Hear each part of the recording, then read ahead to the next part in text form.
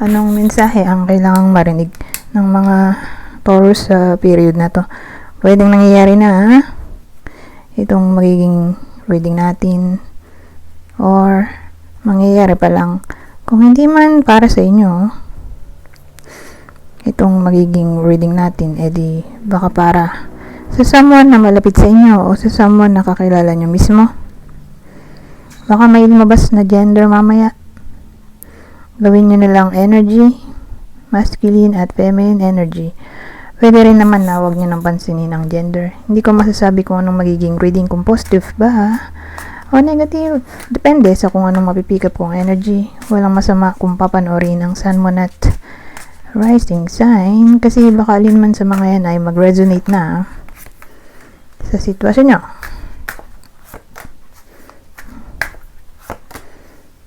So, meron tayong 7 of Pentacles, the Devil, 10 of Cups. Ano kaya to? Anong scenario? Pwede magdugtong to. 1, 2, 3. Pwede rin hindi. Depende.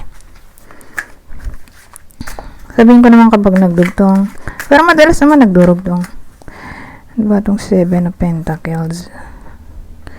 Queen of Cups.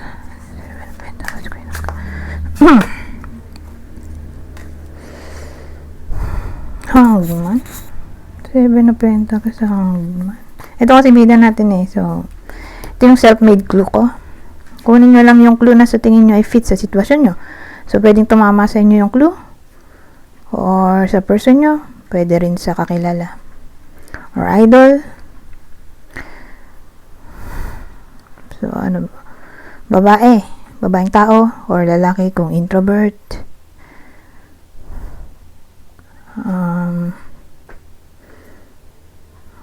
May partner to pero hindi siya kasal.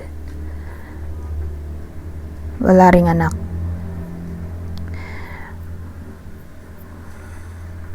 Nasa 40 to 59 years old. Mahal naman niya yung partner niya.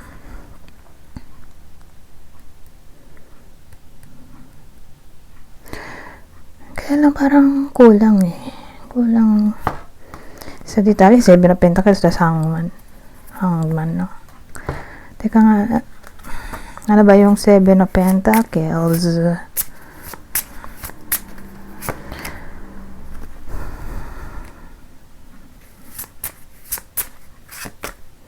Babae naman. Sabagay, ito naman bida natin, di ba? Babae. So, pwede rin woman to woman relationship. Teka. Buuin ko muna bago ako magsalita.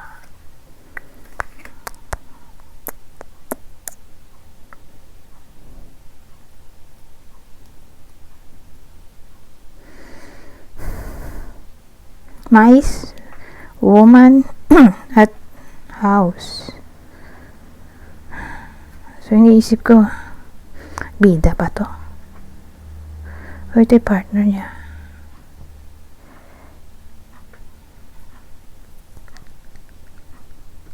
Pero grabe kung other woman. Hindi, sa ano kasi dati nalilito rin ako eh. Pag nakita ko yung woman. Kasi yung may favorite, kahit sino naman may favorite reader, di ba? May favorite reader ako. Kaya sabi niya, na pag may lumabas na woman, tas woman yung nanonood, other woman yun.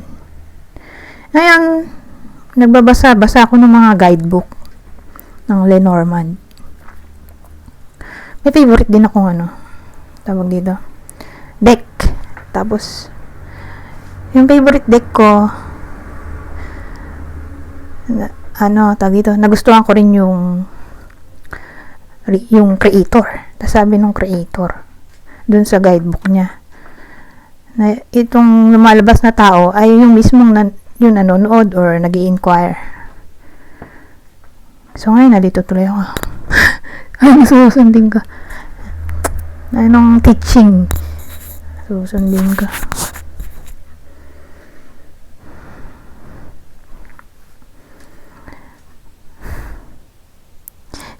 maganda siguro mag-focus tayo dun sa ano. Ito yung bida. Kasi yung na-vibe ko dito, ito yung bida. So, ito rin siya. Okay? Ngayon, ano yung 7 of Pentacles? So, yung 7 of Pentacles,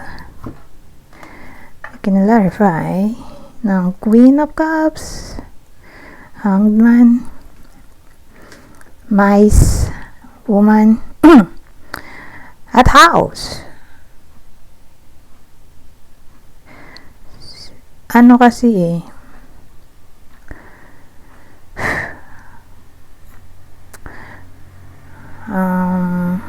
mukhang may konting problema.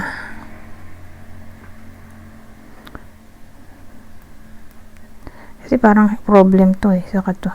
Ito problem talaga para sa akin kasi nandito to.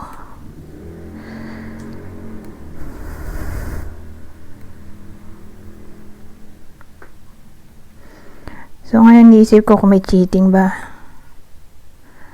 or iba yung problem.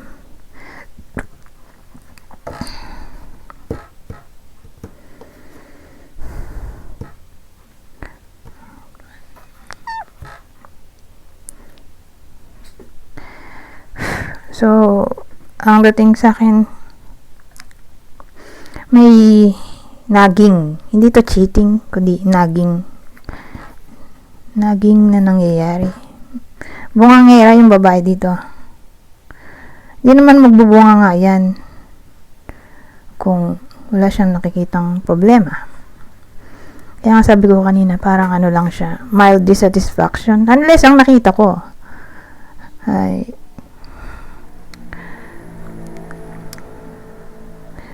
literal na negative card, super negative, like yung snake, tapos may woman, dun pa lang, tapos may ano, kung ito naging snake, tas ganyan, tas ito, cheating, mahal naman niya dito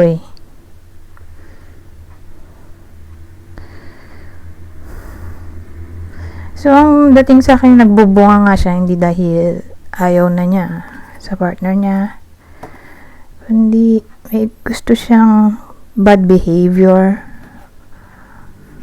na baguhin sa partner niya.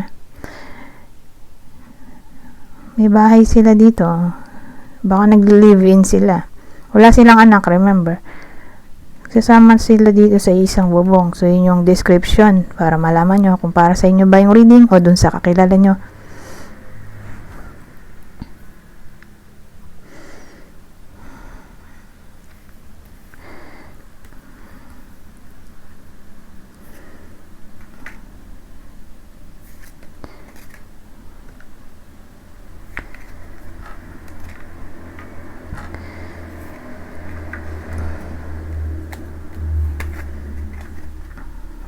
Ito pa pala, the devil. Ano to? The devil. Pero don't worry, maganda naman to.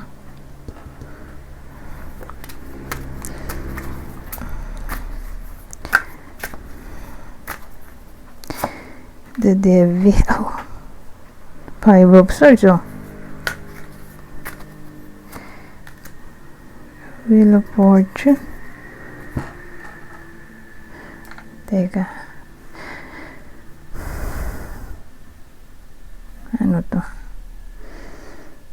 So, the devil plus nga or kinlarify ng Five of Swords. Wheel of Fortune.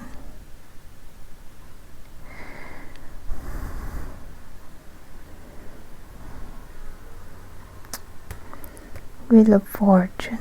Nandito tong Wheel of Fortune.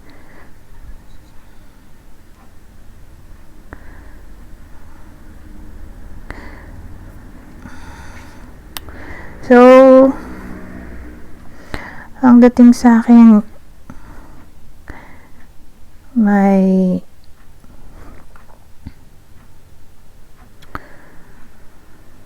ginagawa May ginagawang sneakiness yung partner. Feeling ko yung partner to. May ginagawa siya na something. Pero palihim.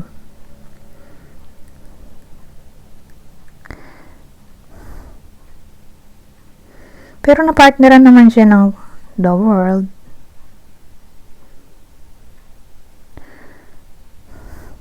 Baka titigil na yan. Kasi completion yan eh.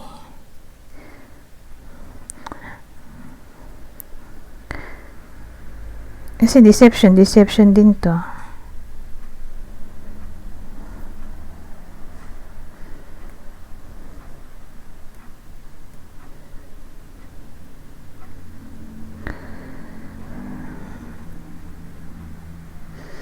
So, ang tingin ko, magbabago na. Ay, kaya lang nga, ito kasi yung kinaklarify natin. Hindi pa yan magbabago. Pero kung ito yung nandito, magbabago na yan. And,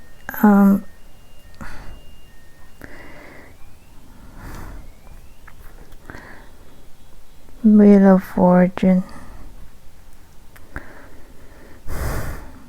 Sa bagay, Wheel of Fortune ay bilog. Wheel of Fortune ay bilog. Diba? Katulad din ng the world, bilog. So, pag bilog, may tendency ng cycle. Naisip ko, the world to eh. Wheel of Fortune nga pala to. Kaya sabi ko, completion. Mag-end na yung completion. Wheel of Fortune. So, sa isip ko ay the world to. Pero tingin ko, may kinakagalit kasi yung babae dun sa lalaki, or sabihin na lang natin feminine energy at masculine energy kung LGBTQ. So, yung feminine energy, binubungangaan niya si masculine energy kasi may ginagawa nga siyang ayaw niya. At para rin to sa ikabubuti niya, binibigyan niya ng constructive criticism yung masculine energy. Ngayon, si masculine energy, siguro sinasabi niya, oo, mag-aayos na siya. Magbabagong buhay, titigil niya na. Yung something na ginagawa niya na kinakagalit nung feminine energy. Pero kasi nandito nga yung Wheel of Fortune na parang sabi lang ngayon, parang siguro titigil siya mga ilang araw, tapos after ilang araw, ilang linggo, ilang buwan, balik na naman siya sa ginagawa niyang kalokohan. Ano ba yun? Diba? Sabi, ginagawa niyang kalokohan. Kasi may ano nga tayo eh, the devil, parang pilyo.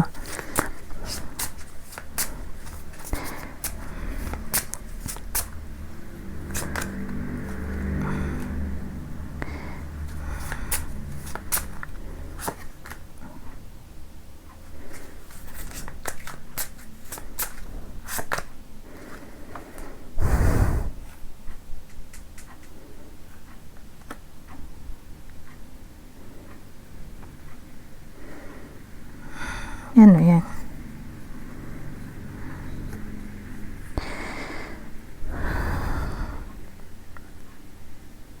Sun, tapos rider, ang huli ay cross.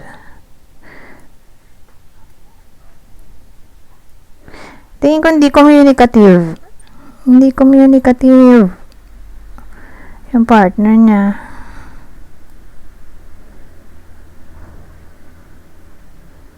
Or immature. Pero tingin ko yung pagiging immature ay sa topic ng communication, saka hindi sila palagi nagkikita. Baka long distance relationship to. Kaya ganun na lang. Yung inis ng babae. Kasi hindi na nga sila nagkikita, hindi pa sila nagkakausap.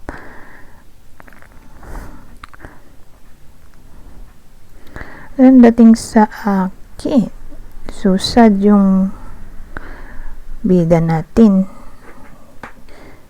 Kasi nga, parang walang emotional intelligence yung lalaki. Boring ba?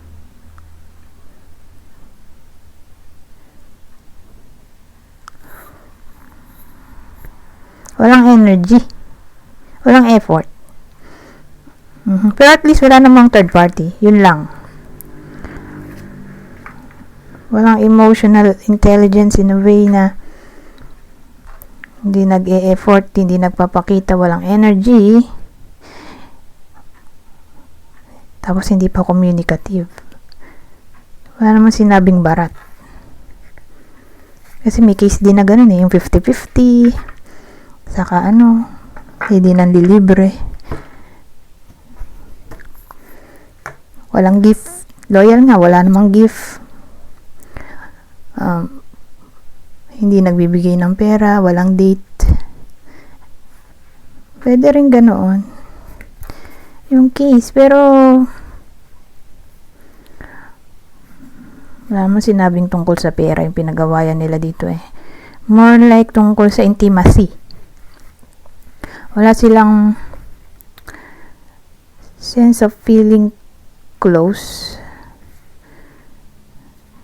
Hindi ito maramdaman ng bida natin. Yun lang naman ang gusto ng bida natin. Maging communicative yung partner niya, saka magkita sila. Para, di ba? Bumalik yung closeness. Kasi nga, malayo na nga sila. Hindi pa nagkikita.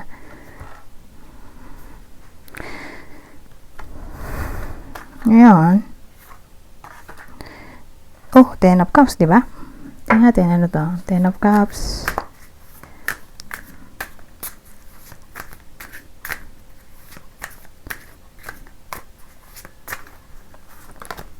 Hey, 9 of Swords. Pero wag mag-alala. Dahil ito nga yung kinang-clarify natin.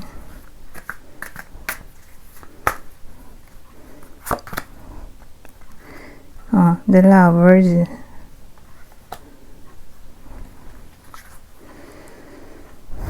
Ano nga ulit? 10 of Cups.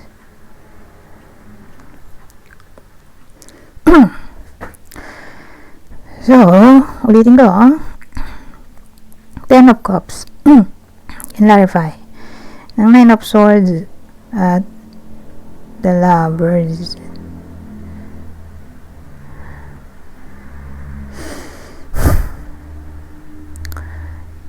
So, ang dating sa akin,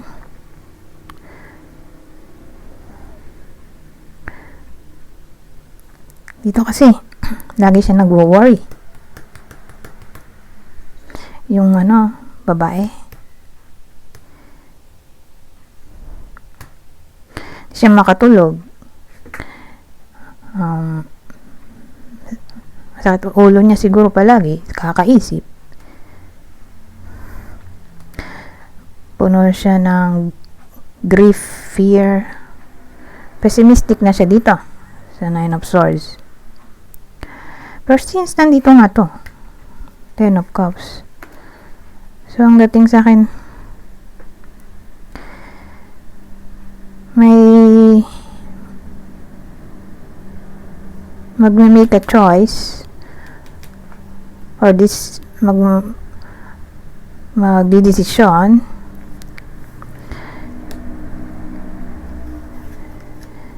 na makipag-ayos dito. Di malamang yung lalaki to.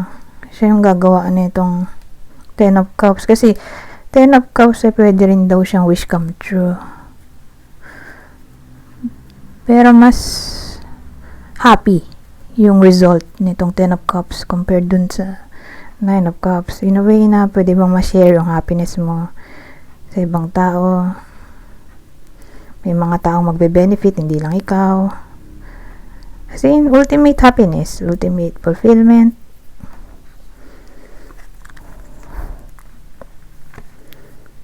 So, ganun naman ang dating.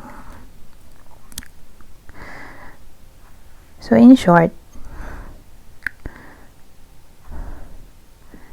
isa-surprise ng lalaki yung babae in a way na gagawin na niya. Pero sa una siguro hindi niya magawa kahit sino naman. Mahirap ang change. Lalo na-addict ka na dun sa ginagawa mo. Pero sa case na to kasi, sabihin natin may pagka-stubborn yung lalaki. Pag ganun stubborn, mahirap mapabago yung isip niya ba. Mahirap siya paniwalain. Pero sa case na to, baka bubuksan na niya ang kaisipan niya na magbago kahit nasa isip niya wala naman siyang ginagawang masama. Kumbaga, literal na ganun lang talaga ugali niya. Hindi siya sweet.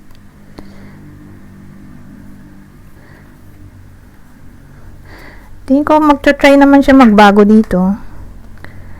In a way na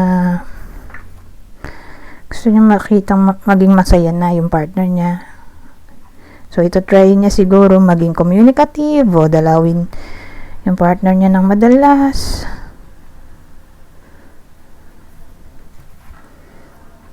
So, yan. Ganun dating sa akin.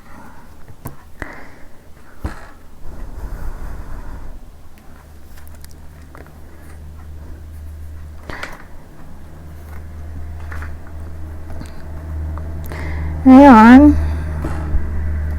dito, 22 minutes na pala. Ang bilis naman ng oras. Kasi dapat 22 minutes lang ako eh.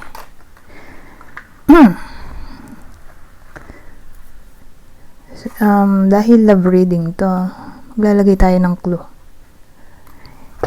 So, yung clue natin,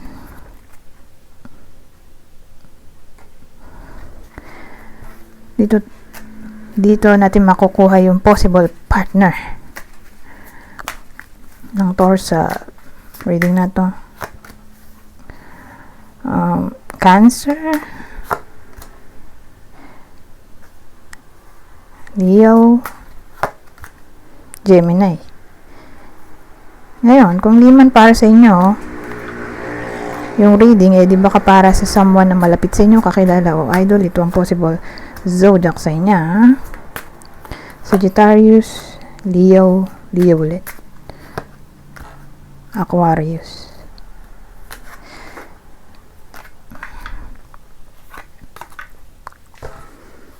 Hindi na natin magagamit yung isang deck kasi bihira ko to gamitin eh.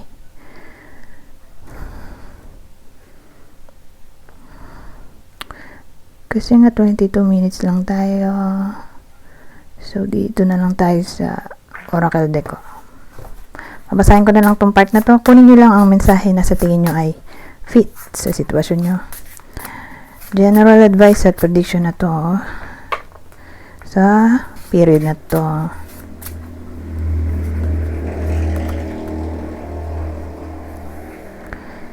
So, sabi, protection. Create a safe space within this circle. You are protected and empowered. Companion. Listen to your inner voice. Your spirit guide is there to assist you. At ang huli,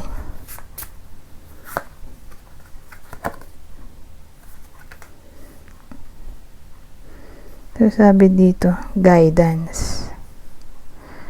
Guidance. Seek guidance from within. The answers you seek are in the cards. Anyways, hanggang dito na lang. Goodbye. For now.